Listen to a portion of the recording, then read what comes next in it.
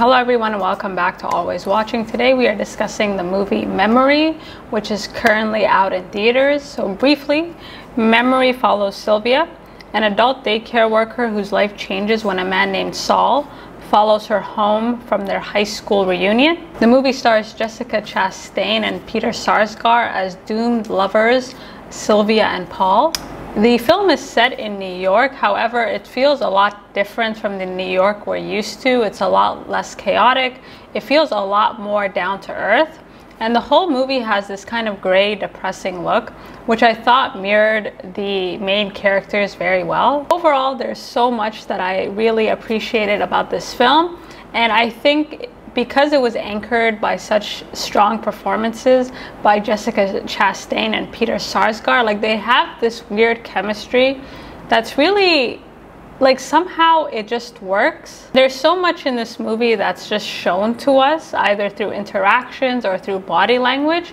And I felt outside of Jessica Chastain and Peter Sarsgaard, like every actor on screen did a very good job of communicating like these nuances. And I've watched this movie twice now, and every single time, like I've noticed something totally different. So what makes this movie particularly exceptional is the way it deals with trauma.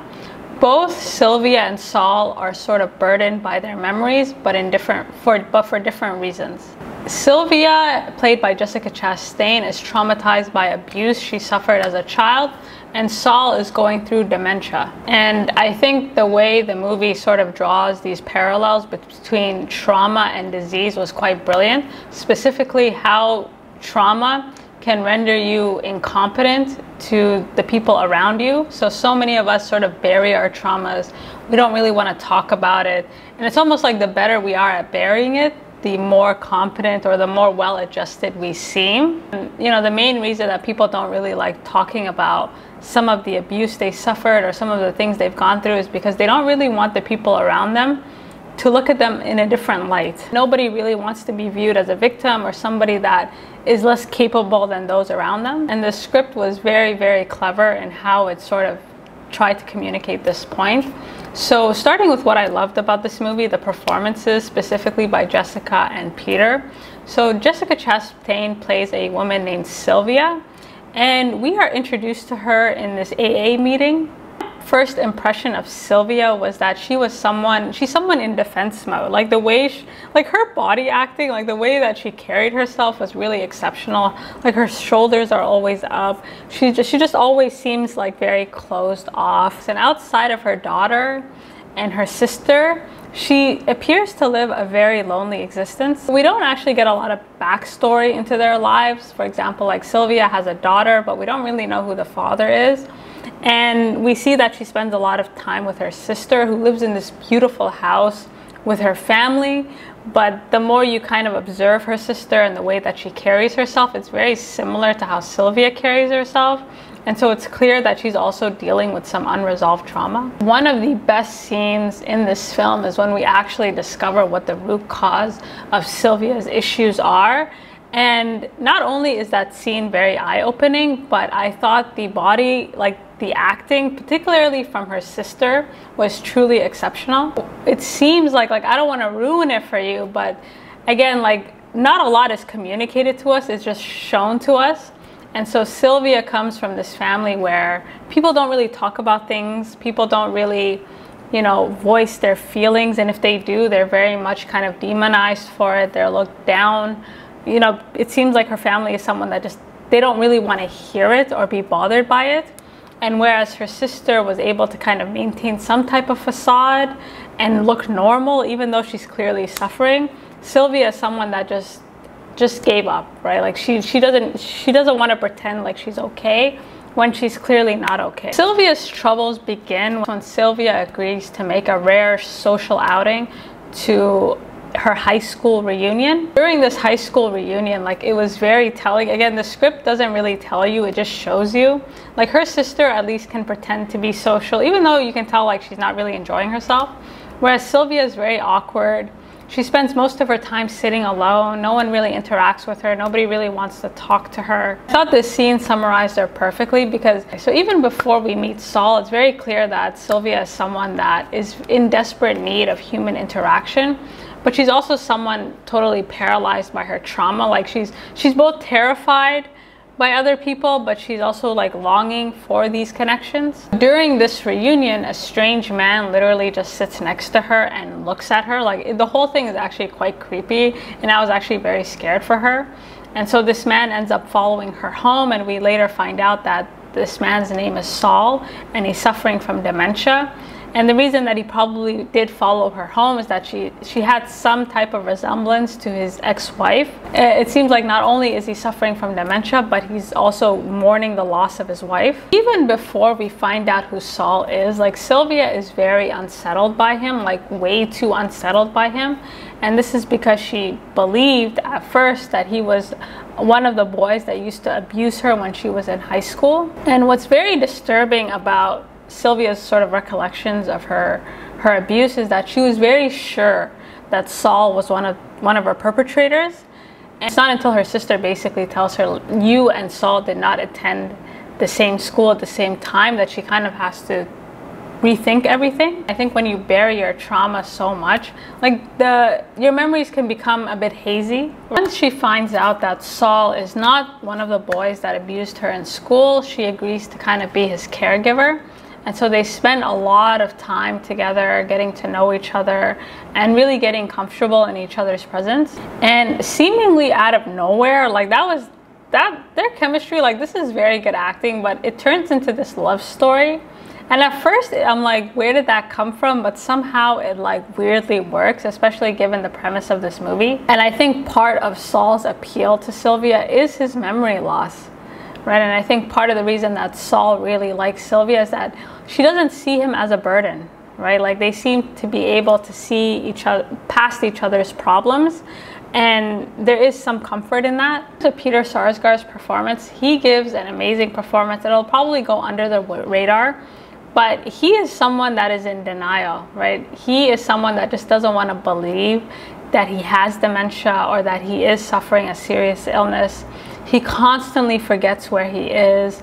He's always blacking out. Like there's a brilliant scene where he goes to the bathroom and he forgets where his room is. Like there's so many small moments in this film that really kind of put you in his shoes. Again, we don't get a lot of backstory about Peter Sarsgaard's character Saul, other than he lives with his brother, and it's hard to tell if they're living off of him or if he's living off of them. Like we don't know much about their family dynamic outside of this condition, right? So the main thing that this movie wants us to focus on is his dementia and how he's slowly kind of deteriorating. Like his condition is not getting better, it's only getting worse. As I said earlier, like when you first see them come together, it's probably one of the most awkward things. You're just like, where did that come from? But as the movie goes on and as their connection develops, it's very clear that they kind of, for the first time, they kind of are seen, like they feel seen in each other's eyes. Like because Sylvia suffered such trauma, like she hasn't really been able to find herself or really been able to be who she is fully. And Saul is losing himself, right? Every day, like he's struggling just to maintain. I thought one of the best scenes is when they're together for the first time, because it's so well acted and it's so well done. Because from Sylvia's face, you can tell that she's terrified. Again, like she suffered, like, I don't want to ruin it, but the trauma she suffered is enough to really just, it's enough to scare her. And while she's with him for the first time, you can tell that she's kind of fighting two things. Like she very much is desperate for this human interaction, but at the same time, she's very afraid of it. This relationship actually escalates to the point where she becomes this primary caregiver. Like they really start to feel like a couple, and they start to really open up, right? They're no longer kind, especially Sylvia, like her body language changes. She seems a lot more trusting, and I love how their relationship develops. Like, again, nothing is told to you, it's just shown to you. Like, at first, they can barely kind of be around each other. They're very stiff. But over time, they learn to become so comfortable and so vulnerable with one another that sort of, like, the more they're able to emotionally open up, the more they're able to physically come together. And Sylvia's character in particular, like, not only does she become more comfortable with him, but it seems like being with Saul, kind of like all this trauma that she's been burying, like she's not able to bury it anymore, right? Like trying to close off your emotions, like it's not really sustainable. And you kind of see that not only with her relationship to Saul, but she has this wonderful relationship to her daughter. Again, we don't know the backstory between her and her daughter. We don't know who the father is. Like, the movie doesn't really tell us. They feel more like friends than mother-daughter. And it's very clear that Sylvia at first is very protective over her daughter. She's very paranoid. She doesn't want her to suffer abuse. Like, she looks at every boy that talks to her daughter with suspicion and paranoia. Like, her whole vibe is just like, especially at the start of the film, like, she's kind of just watching her. Like, she's always on the lookout. But the more time she spends with Saul, the more sort of comfortable she gets, and the more open she becomes. Like, her daughter, they're very close. Like, her daughter knows everything about her, but her daughter doesn't know the root cause of her mother's issues, right? There's so much about her mother that she doesn't really know, that she finds out by the end of the movie. So although Sylvia and Saul are able to make so much progress, like, this movie is quite devastating. Even though they do end up together for a period of time, you do get the sense that this love story is doomed, right? Like, whatever happiness that they have will only be temporary. And, you know, in terms of this theme of memory, I think there's what we remember and like how we remember.